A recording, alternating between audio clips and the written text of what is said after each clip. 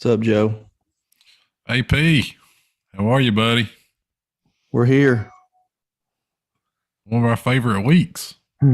Yeah. One of our favorite weeks. Coming off the marathon, needed a day off. I'm still trying to get over it. What about you? I'm not worried about the Masters hangover for the players. I'm worried about the Masters hangover for us. I really enjoyed it, man. I enjoyed doing it. It was a pull. It was definitely a grind, but I enjoyed it.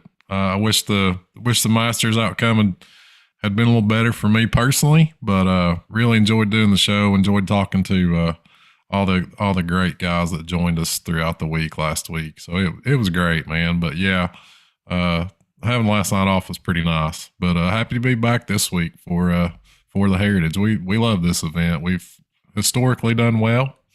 So hopefully we can get it going tonight. That's right. You would think that we'd be more prepared with that day off, right? I mean, I'm ready to roll, man. You ready to roll? You ready to roll?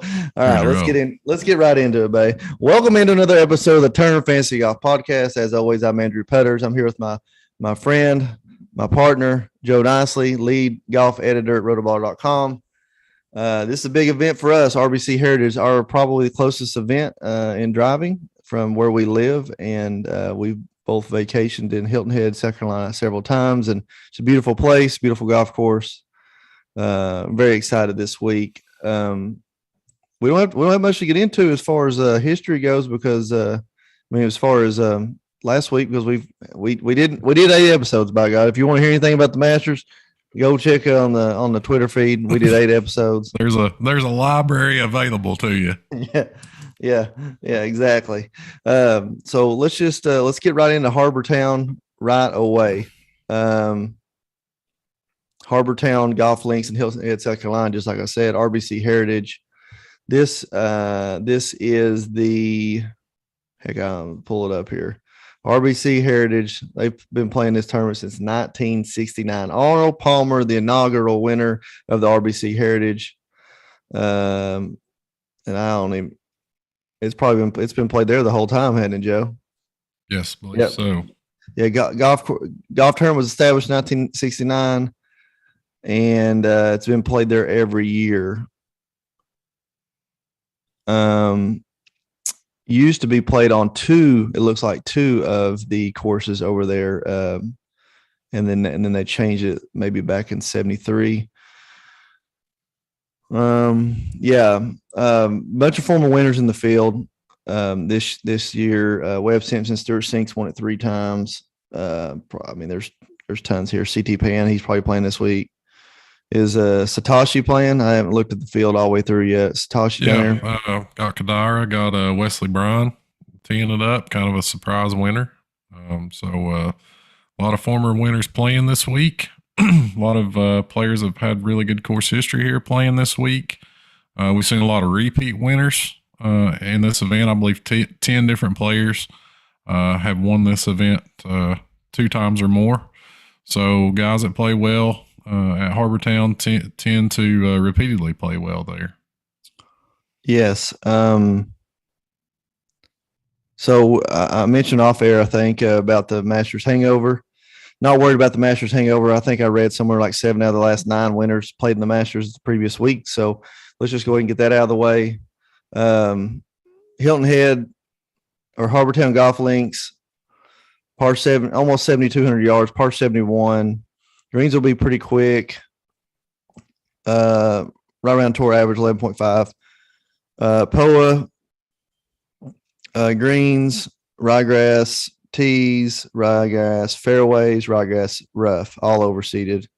If you're looking down through the stats, we're not going to, probably 2020 is going to be a throwout year because of the time of the year they played it a couple minutes later, had different kinds of grasses, different playing conditions, and a different field, to be honest with you. It was designed by Pete Dye in 1969.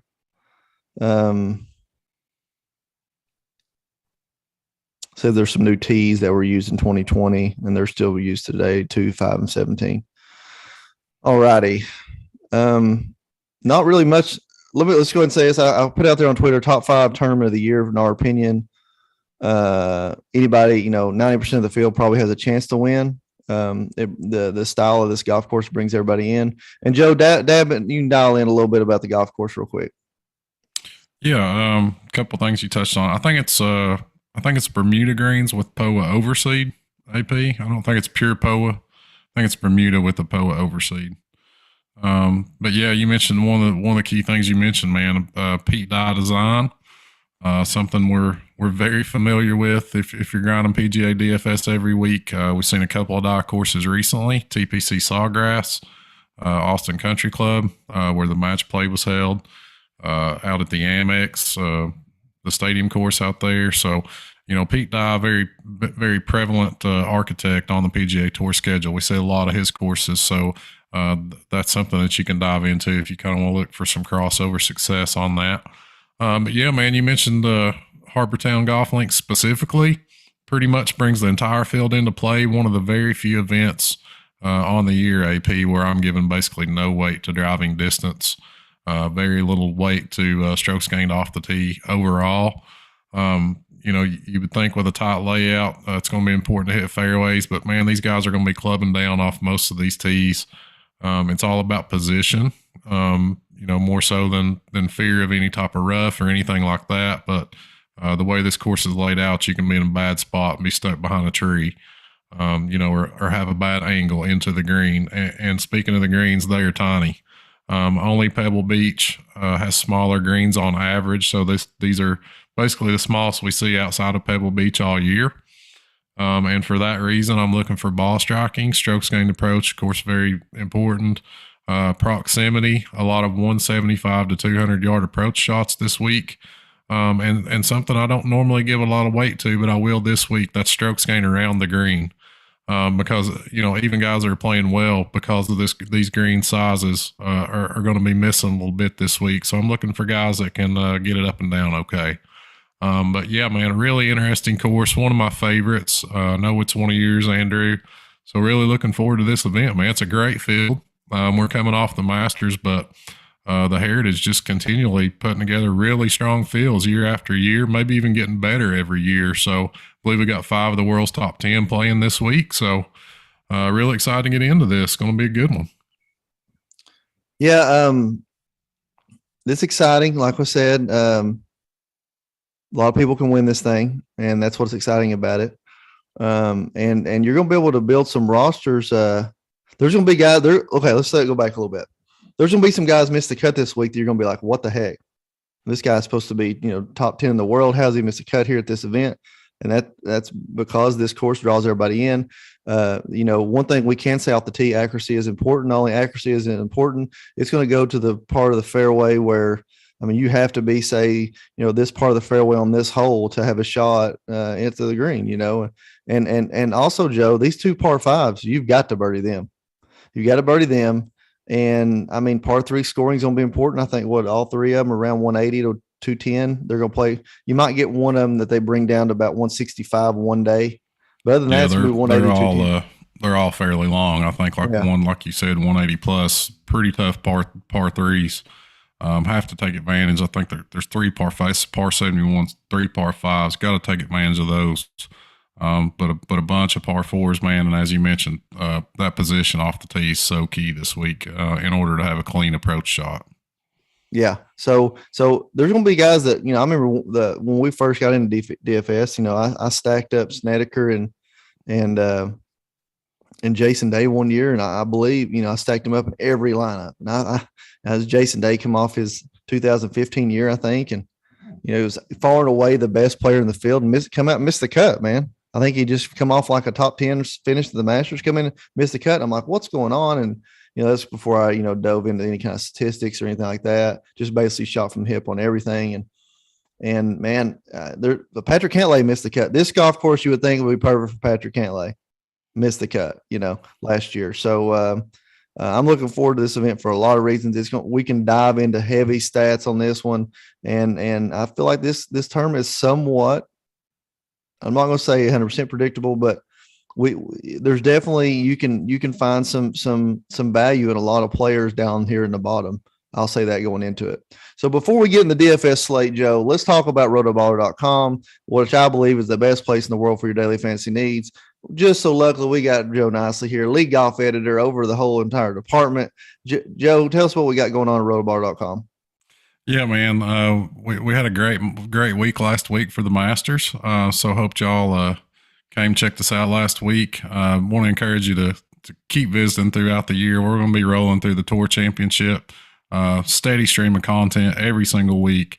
An amazing staff over there. One of our newest additions, the Model Maniac, Byron Lindeque, absolutely murdered the Masters last week. I had Scotty Scheffler written up in his article. Also had Cam Smith in there.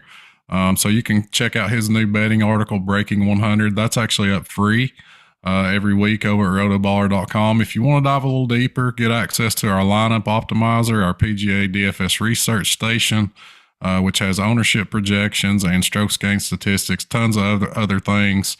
You will need a premium pass. You can sign up for that using promo code TURN, TURN, and that'll help us out and help save you a little money when you sign up. So go over to rotoballer.com. The season's just getting going.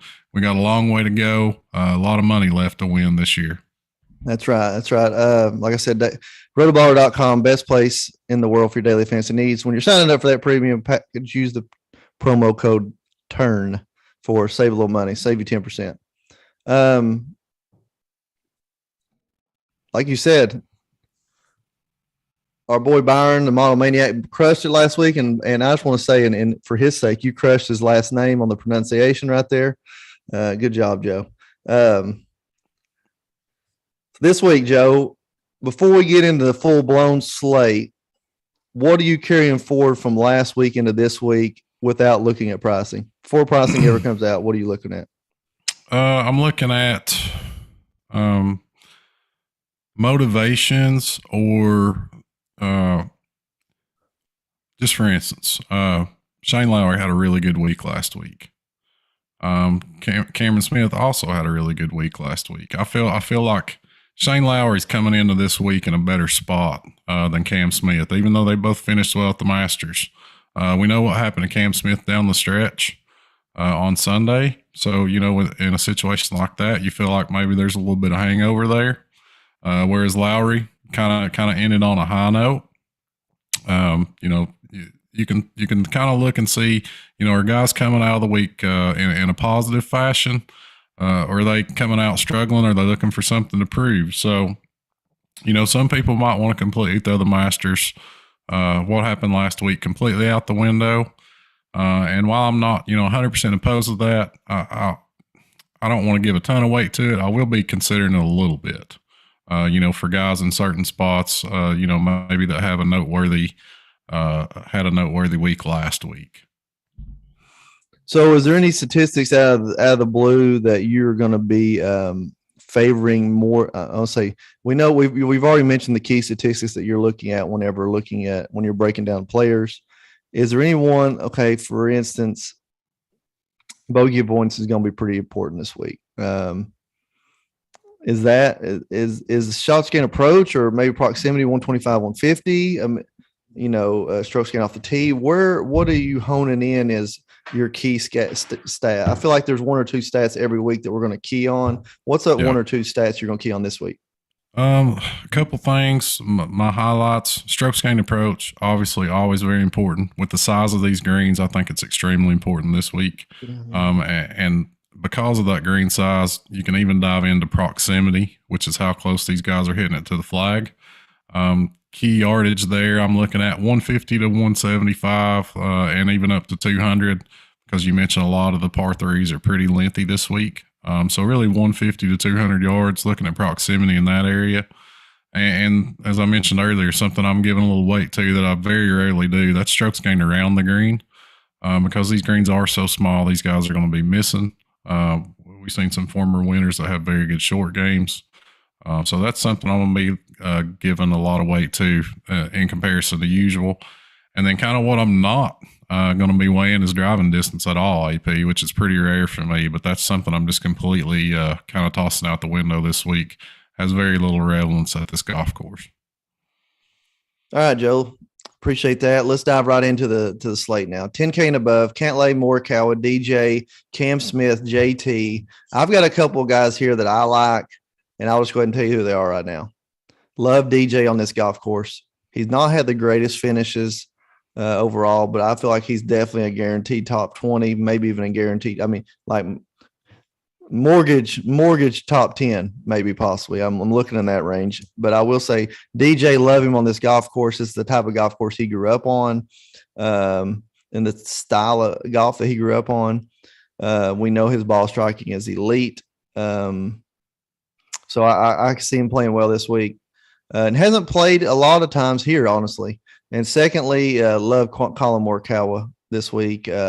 His ball striking is very precise, especially with the irons. The other three, I'm really way far away on. Cantlay did not play well this week or last week at the Masters, and I saw just really what should have been routine elementary swings go array over last week watching him play. Being in the middle of the fairway on 2 and making par, stuff like that. And it wasn't just once, it was several times, or, layup shots, hitting it way right on 13 and a second shot, things like that. JT, I don't know where his head's at. Cam Smith, don't know where his head's at after last week. So I'm keying in on, if I'm keying in on 2 up here, which I never do, by the way, I just want to say that I love DJ. I love Morikawa. Yeah. I feel you, man. I'm 100% with you on Colin Morikawa. That's my circle player up here this week. Built some Fanduel lineups earlier today, and just peppering Morikawa in those. Honestly, the same goes for DraftKings. I'll be using him very heavily. He'll be my go-to play above 10K this week. Certainly my favorite player up here. T7 here last year, really played better than that result reflects. Could not make a putt in the final round. He came into the final round after 54 holes second. Trying to chase down Stewart Sink and just couldn't get anything going with the putter, so ended up in a T7. But this golf course sets up perfectly for him, man. We know he's not a bomber off the tee. We know he's more of a surgical, precise type of player, and I think that's what translates extremely well here. The iron play, will carry him very far this week. So just love the course fit for Morikawa. Love the form he showed last week at the Masters. So he's my favorite play up the top of the board. I do like where DJ's game's heading, AP. I don't know that I'm as big on him this week as you are, just because, maybe he can't take a full advantage of his skill set on this layout. This golf course is going to take driver out of his hand quite a bit. Only 3 par 5s. So while I think he's a very solid play, I don't know that I'm as in as you are, although I do like where his game is trending. And then you mentioned with JT and Cam up at the top, man, love both of those players. I think they're both certainly capable of playing well, Justin Thomas especially, but Cam coming off a very tough Sunday at Augusta. You kind of wonder where his heart is, like you mentioned. And JT as well, man. You kind of feel like maybe he's pretty frustrated with himself for coming up short in another major championship. But, he's certainly got the iron play and the short game to play well here. So I really don't mind any of these guys. And Cantlay, you mentioned missed the cut last year, but before that he had went T3, T7, T3 in his last 3 heritage starts. So this golf course sets up perfectly for him. Maybe we can catch him flying under the radar a little bit this week. It's an interesting bounce back spot for Patrick Cantlay. Yeah, and you're right. His ownership could be quite low. I haven't really looked at any predictions on that yet, so maybe you could get a pretty good buy on him. But I mean, I'm a Cantlay guy. I mean, especially major championships. But I just maybe I'm a little just sore at it right now. Yeah, I mean, there's it's hard not to take. I know you like me. We put a ton of research and time and effort into the Masters last week. So when a guy comes out and disappoints, and that because we watched a ton of the event, you can follow it on the app. You can pretty much watch every shot. So it's hard to kind of let last week go. But unfortunately, we've not seen Cantlay being a factor in the majors recently. Kind of another one come and gone last week where he wasn't really a factor all week. So maybe we can kind of catch the public perception on him being a little lower than normal. I wouldn't be surprised if he comes in maybe the lowest up here. I don't know. Cam's ownership will probably be down this week. I think a lot of people have the same concerns that I just mentioned. So, Cam's ownership will probably be pretty low, but I think Cantley's going to come in very reasonable. I'd say somewhere, 10, 12% if I were guessing. So maybe it's a nice buy low spot on Cantley. Yeah. Yeah, and I'm going to harp on this a little longer. Cantley, even going into Saturday, I felt like we was in a good shot. We was in a good place with him. Even though Scheffler was out to a huge lead, I still thought we were in a pretty good place as Cantley being one of the key guys going into Saturday. And obviously Saturday was brutal on everybody. So I'm not trying to dog him, but it's just, like you said, it's hard to let it go. Let's move on, Joe. Let's get off the bad news and get into the good stuff here. Shane Lowry, Connors, Berger, Fitzpatrick, Sungjae, Spieth, Joaquin, Henley. This is the who's who. We could have the final group right here in this group right here. I like all of them. I'm not, maybe with this. Actually, the person I like the least in this whole range is Jordan Spieth, who is one of our. We're Jordan Spieth Apologist podcast, and he's the one I like the least in this whole group here, Joe. I'll come back to this group after you weigh in a little bit. Yeah, I'm with you, man. It's very tempting to just set up shop here in this 9K range this week. You could make a strong case for even fading the top of the board because, the 9K range is so strong. Maybe just starting out here in the nines, trying to get as many of these guys in as possible because, as you mentioned, man, I like them all. And there's a lot to like, top to bottom, starting at Shane Lowry. Tremendous year coming in. Off a great performance at the Masters. This golf course suits him very well. Had a T3 here in 2019 and top 10 last year. So I feel like this golf course suits him. His ball striking has been phenomenal. Seen a huge uptick from tee to green from him, especially in approach play. And we know how kind of magical he is around the greens with that touch. So ton to like with Shane Lowry coming in with a lot of positive momentum, a lot of sharp form. Same can be said of Corey Connors, coming off another Masters top 10. That's 3 years in a row, AP. Had a T4 in this event last year. We know the type of ball striker he is. Berger, just rock solid. Didn't play well at the Masters last year. Not giving that any weight. I just don't think Augusta National is a good layout for Daniel Berger. It's just as simple as that. And unfortunately, it's just not a great fit. So, this course suits him much, much better. Had a T3 here in the 2020 edition. Had a T13 last year. If you kind of want to weigh last year's edition a little heavier than the 2020, which is kind of an outlier, as you mentioned earlier. And then Matt Fitzpatrick, man, he's a beast. T14 last week at Augusta. Multiple top 10s this year. Made his love for this golf course well known. Had a T4 here last year. A couple of top 15s in years prior to that. So you have to love Fitz. And then Joaquin Niemann feels underpriced to me, Andrew. I'd like to get your thoughts on that, man. Played really well first couple of rounds last week at the Masters. We know what he did at Riviera. Had a T5 on this golf course in 2020, so we know he's capable of playing well. Very sharp ball striker. Feels like he's got a lot of positive momentum, good form, good fit. And then Russell Henley, one of my favorite players last week. He underwhelmed last week. Tried to make a rally Sunday, but we know his ball striking is very sharp. He had a top 10 in this event last year. So, as you mentioned, man, not really a bad play in the nines. I think I'm with you. I think Jordan's probably my least favorite. But, man, these guys just blow you away in the 9K range this week. Yeah, so love Shane Lowry coming off a great week. Love Corey Connors. This is, of course, I'll probably key on him on. Daniel Berger, although the playing bad at the Masters does frighten me a little bit, it doesn't really. We know it's not a great setup for him. However, I feel like he does put together a few strong finishes in a row at times, and sometimes coming off a bad week, he might carry that mindset in. But he's a grinder. He's gonna play hard, and this is a golf course that's perfect for him.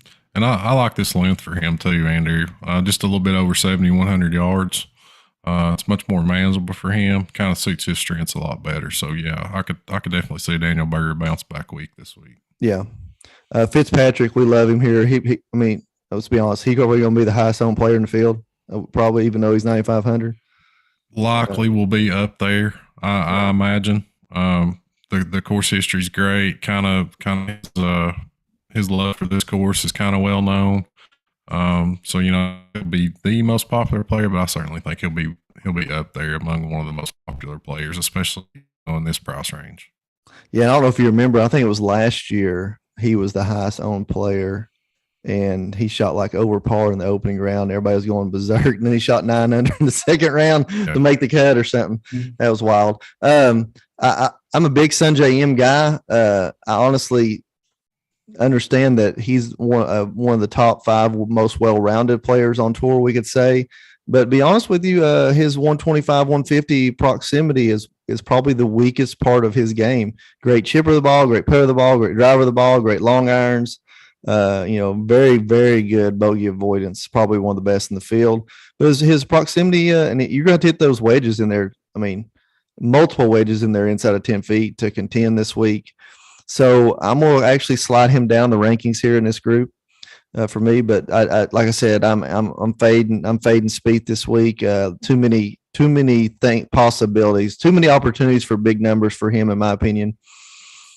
Joaquin Needham, you mentioned his price being a little bit low. I do agree. However, the weakest part of his game as well is the 125, 150 overall.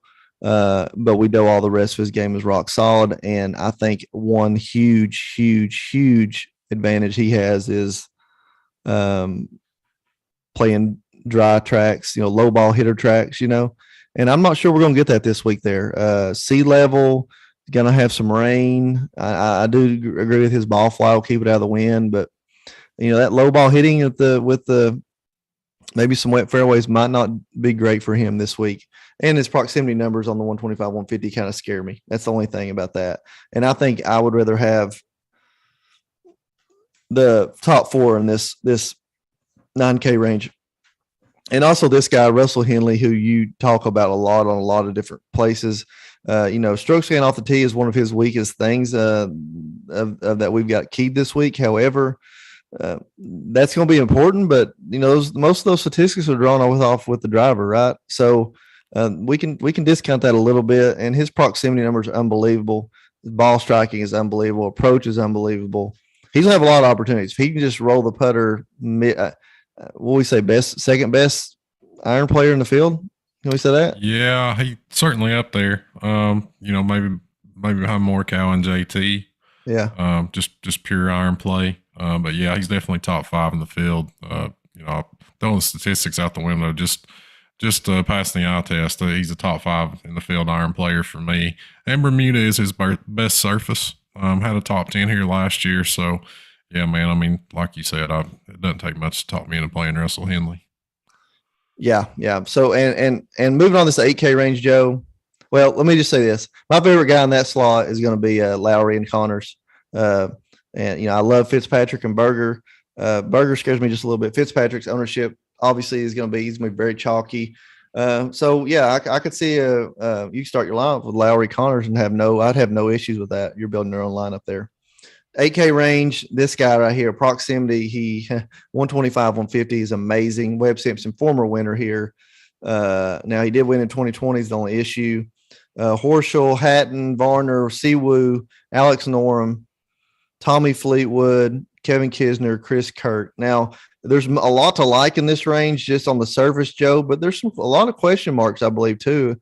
I mean, if last week hadn't happened, I'm 100% T Hatton in this field, Terrell Hatton. Last week happened, his mindset, everything. I don't know what to do with him. Most underpriced player across the board, week in, week out, is Terrell Hatton for how he's performed this year. And but I can't do it this week based on last week's antics. Let's say that. Right above him, Billy Horschel. We're never going with the Gator, Billy Ho. I don't care what track it is. Can't trust him. Even though this, of course, is probably perfect for him. HV3 had a great last week. Man, he's a grinder. He's easy to pull for. Finished second last year. Siwoo Kim scares me just a touch, Joe. Not necessarily the Masters, but the last 10 holes of the Masters is what scares me. The week before, if you remember, shoots like 69, 71 or 70 at the Valero in the final round with a hole out and made a bomb, I think, on 18 to get there. But was not a good round of golf, even though he shot under par in the final round of the Valero. He just, it almost looks like he gets so impatient with his scoring that he goes through weeks where he doesn't hit it well. But man, watching him hit golf shots is just quite amazing. Last 10 holes at Augusta definitely scares me though. I had a matchup with him and Finau, and he had Finau by 6 shots. Finau had 6 holes to go, and Siwoo had like 7 or 10 holes to go. Yeah, and Finau ended up winning that matchup. Yeah, we definitely got the full Siwoo experience last week. We saw the ups, the downs, and everything in between last exactly, week. Exactly, yeah. Alex Noren, I actually kind of like. There's no form without looking at form or anything like that. On the surface, I really do like him. Does not grade out great in our models that we built. Fleetwood, who knows? Who knows with Tommy Fleetwood ever? You would think we'd love Kisner here, but he's just going to have to be on, right? If he's on, he's a huge GPP. A lot of people are going to see value. I don't personally see the value. Too inconsistent overall, but if he's on, I mean, he's a top 5 in this field. Chris Kirk, amazingly, he grades it terribly in this 58th in the model, but I think this golf course seems like it would be great for him. Maybe he has to putt too good. I don't know. And he does well in par 5 scoring. Par 5 scoring's not huge this week. It's important, but not huge. Joe, where are you at? I guess there's just a ton of question marks in this 8K range. On the surface, I would say Alex Noren and HV3 is easy to pull for. Everything else is GPP for me, man. Yeah, I'm maybe a little bit higher on the lower end of the range than you are. It sounds like AP. I don't mind taking a shot with Siwoo. I know there's volatility there, but I do like him on Pete Dye golf courses. We know he's had multiple wins on Pete Dye designs. One at the Players, one at the Amex, one at Sedgefield, which is a crossover comp course. Had a runner up here, lost in the playoff here at the Heritage back in 2018. But he's also got a couple missed cuts since. So, it kind of demonstrates Siwoo's volatility. He is tough to trust. I'd put him in the GPP only bucket. As you mentioned, really like Alex Noren. This course seems to be a good fit for him.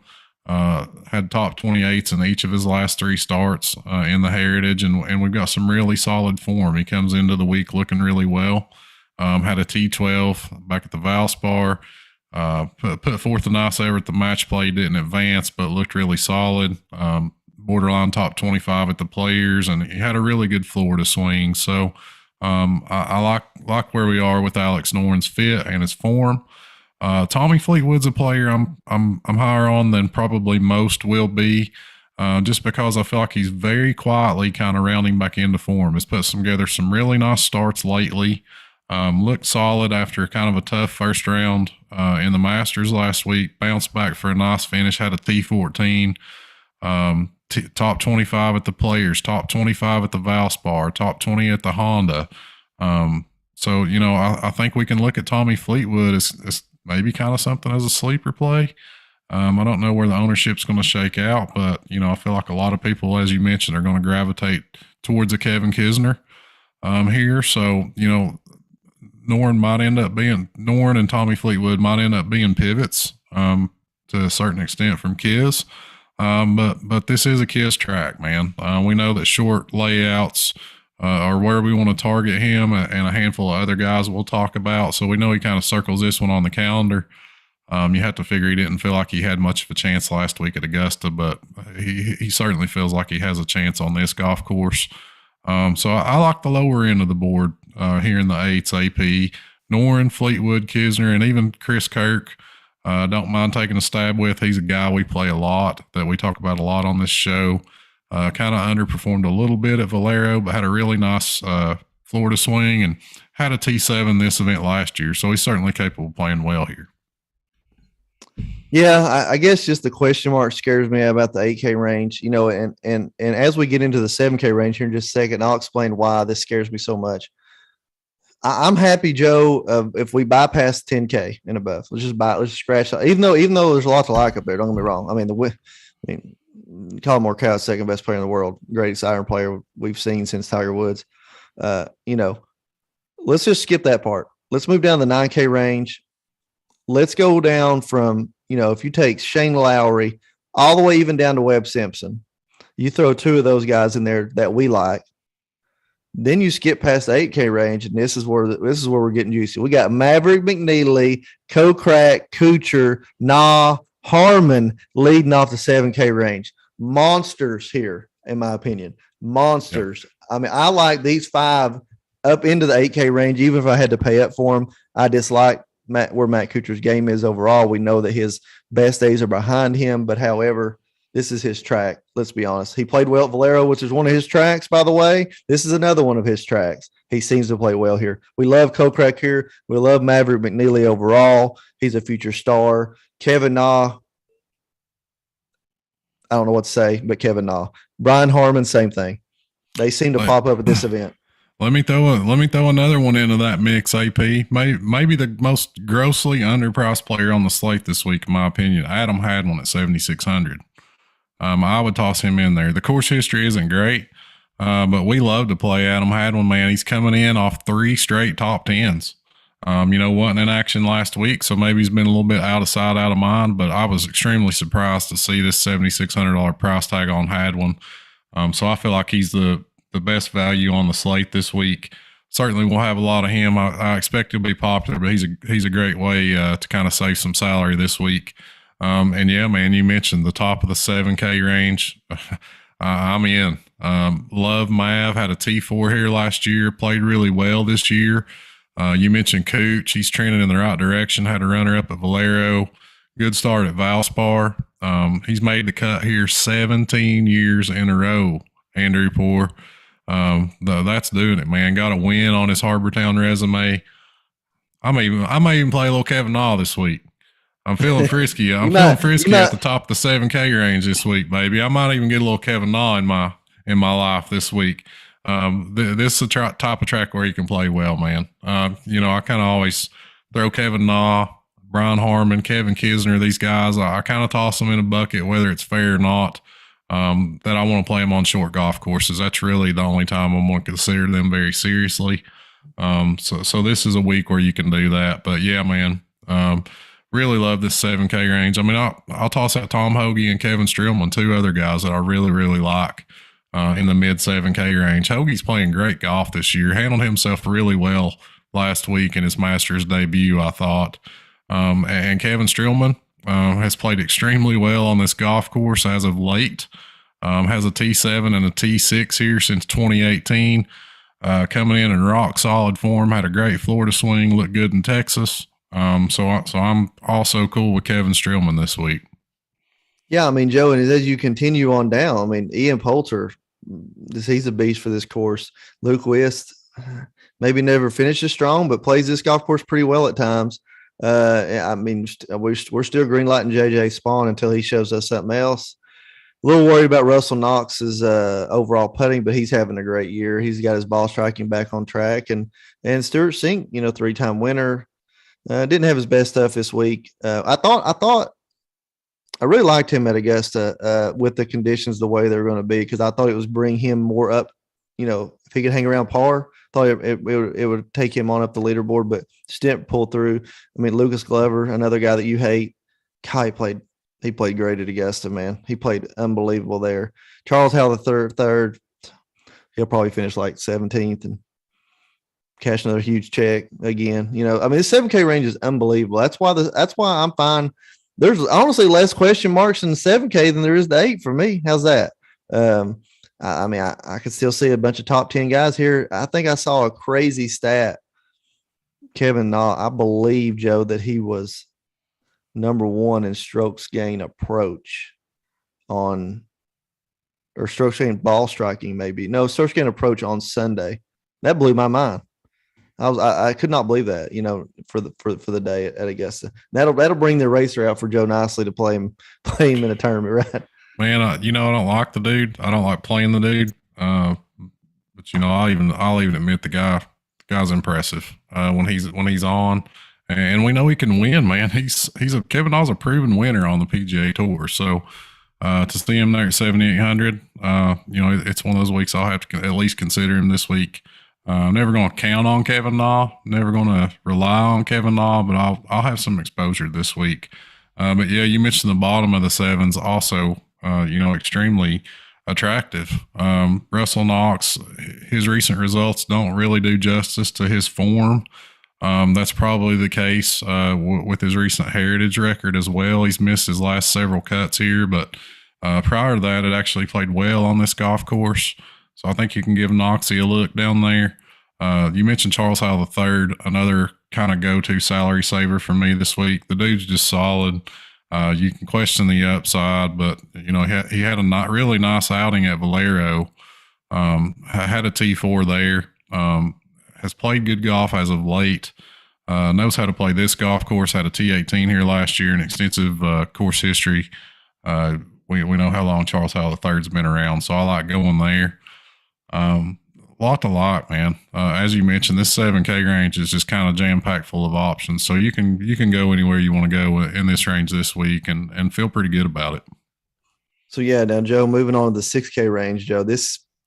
I think you could fall in love here too as well. There's way too many names to even bring up.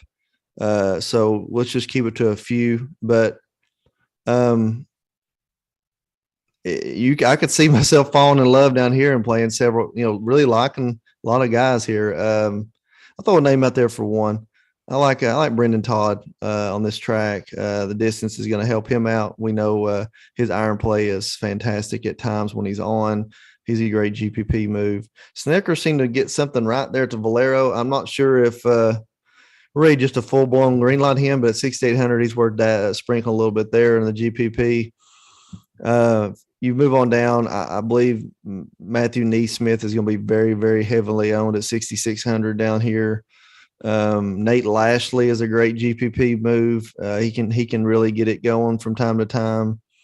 And then, Alex Smalley, excuse me. He's showing this course might not fit him perfectly, but he's an up and comer we're keeping our eye on.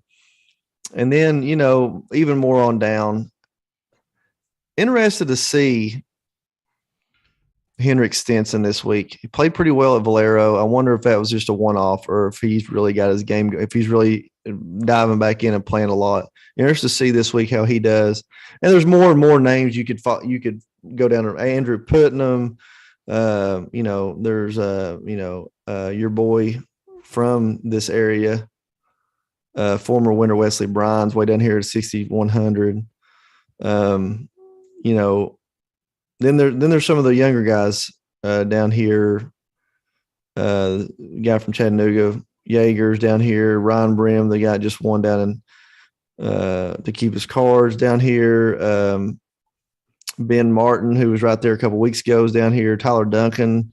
I mean, there's just a lot of names that kind of make sense. Or could you? I would say that your GPP you can spread it out and you can dabble a little bit anywhere down here.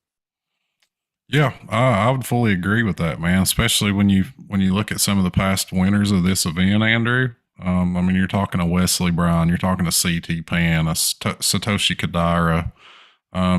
We've seen some guys come out of nowhere to win this event. And as we kind of mentioned at the top, this golf course brings the entire field into play. Distance isn't a prerequisite this week. If you're hitting fairways, hitting greens and making a lot of putts, you can get hot and find yourself in contention this week. So, I feel you. I think it's an okay thing to maybe open up your player pool, expand it a little bit this week in comparison to normal, especially, from a GPP perspective. You mentioned a lot of names. Several of those I like. I'll toss out a few down here in the 6Ks. Won't spend a ton of time down here, but Joel Damon is a guy that's popping for me a little bit. Like him on shorter golf courses. He's got a T16. on his heritage history back in 2019. We seen him play well in spurts this year, but this is his type of track. Man, I've just been dabbling with Bo Hostler a lot this year. I've certainly had some misses, but I've also had some hits. Made a really nice run at Pebble, made a really nice run at Valero a couple weeks ago. We've seen him play well in a couple other spots. So, he's never going to look great statistically, but he's got a good short game. He's an excellent putter. Does have a T16 here back in 2018. So I think you can look at Bo Hostler, a couple other guys. One you mentioned, Matthew Neesmith. I think there'll be a lot of narrative around him this week, but it's with a reason. He's a South Carolina native, won the junior heritage event here a few years ago, went to the University of South Carolina, actually proposed to his wife on the 18th green here at Harpertown. So, a ton of narrative surrounding Matthew Neesmith, and he has made the cut in his last two heritage starts. We've seen him play well a few weeks ago. So, he'll be popular, but I don't mind giving Neesmith a look down there.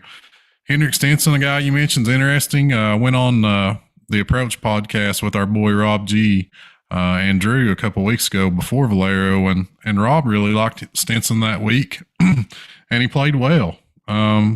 Recently named Ryder Cup captain. Sometimes we see that give these guys a little bit of boost. So maybe Stinson's coming around on this track where ball striking is important. I could see it. I'll toss out Adam Svensson. He's just a ball striker that I really like. I think he can get really hot with the irons, especially from some of the key ranges this week. And maybe my deepest dart throw, Luke Donald, has been an absolute beast over the years in this tournament. And we've seen some decent golf from Luke this year. Nothing great, but a couple of decent starts over his last two.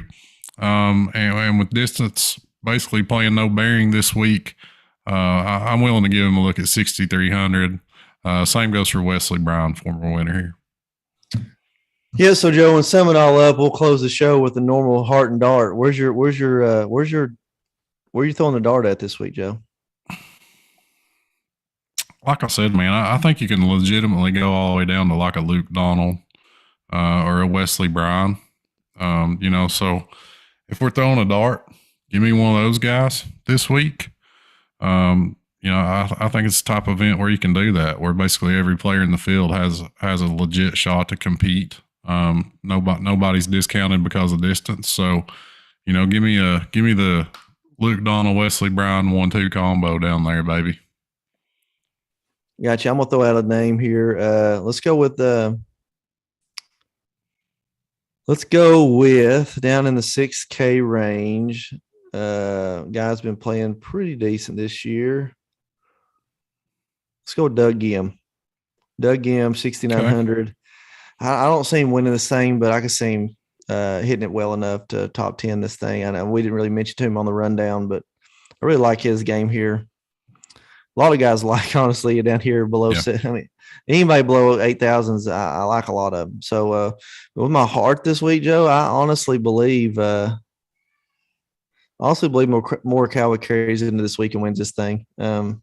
Got to putt well, obviously, but he should hit a lot of fairways, a lot of greens. I don't know if we'll ever top what Abe Answer did here back in 2020 as far as what he hit, like 68 out of 72 greens or something regulation, something ridiculous. I don't think we'll ever see that again, but I like Morikawa this week. Yeah, I'm with you, man. I really like Morikawa as well. Just to keep it different, just so we don't have the same guy. I'll take Shane Lowry. Really love where his game is. Love the fit for him here. I like it. A lot of positive momentum for Shane at the moment. So, since you grabbed Morikawa, I'll throw Shane Lowry out there. I also got a really good feeling about Joaquin Neiman this week. I like him in this spot for some reason. I got you. You like him. I'm 0% on him. It's a great show, but great show. Hey man, that's the great thing about it. And this salary scale is so awesome, man, because you can go so many different ways. There's so much flexibility when building lineups this week. I love it when the salary scales are like this. You feel like there's guys you want to play at every price point. You can kind of take different directions, and like you said, we disagree on a couple of guys, and that's what makes it great, man. That's what makes PGA DFS fun. So I love it, man. Yeah, this could be very well be one of those weeks you get 6 to 6 through. It could be one of those weeks where 2 to 5% of the teams get through, but just based on the stickiness of the field right here, So I'm excited about watching it. I love this term. I love watching it on the weekend here. Joe, appreciate it again. Love talking to you every Monday night, or it's actually Tuesday, but normally Monday night. Yeah. Guys, we're going to be taking the week off next week for the team event next week. So you won't have me and Joe on here on your regular schedule, but we'll be right back at it the week after that. Joe, it's always fun talking to you. Rotoballer.com. Thank you for everything you do. When you're signing up for the PGA Premium, use the promo code use promo code TURN. That's Joe Nicely. I'm Andrew Putters. You have listened to the Turn Fantasy Golf Podcast.